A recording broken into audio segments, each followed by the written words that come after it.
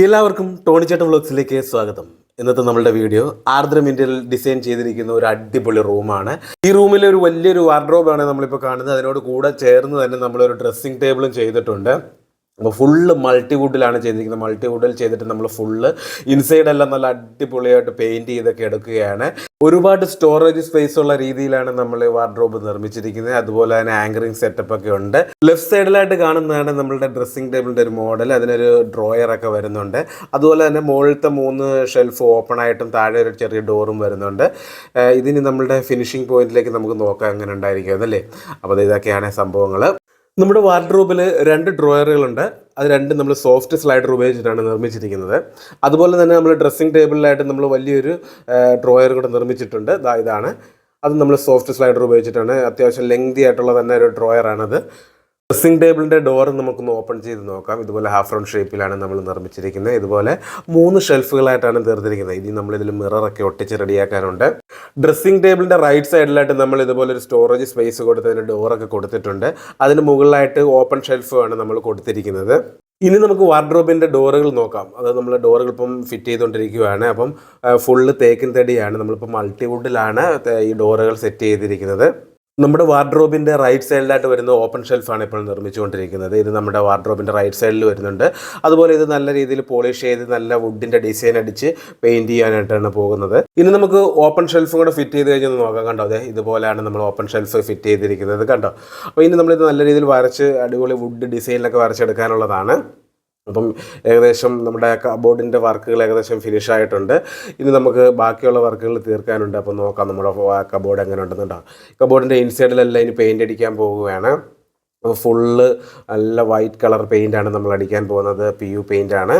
ഇനി നമ്മുടെ വാർഡ്രോബിൻ്റെ ബാക്ക് സൈഡിലുള്ള ഭിത്തിയിൽ മുഴുവൻ വുഡൻ ഡിസൈനിലുള്ള ചാർക്കോളിൻ്റെ വാൾ പാനൽസാണ് നമ്മൾ ഫിക്സ് ചെയ്യുന്നത്. വാർഡ്രോബിൻ്റെ ഔട്ട് സൈഡ് എല്ലാം ഇതുപോലെ നമ്മൾ വുഡ് ഡിസൈനിൽ വരച്ചെടുക്കുകയാണ് ചെയ്യുന്നത്. നല്ല അടിപൊളി ഡിസൈനിൽ നമ്മൾ വുഡ് ഡിസൈനിൽ തന്നെ നമ്മൾ നല്ല രീതിയിൽ വരച്ചെടുക്കും.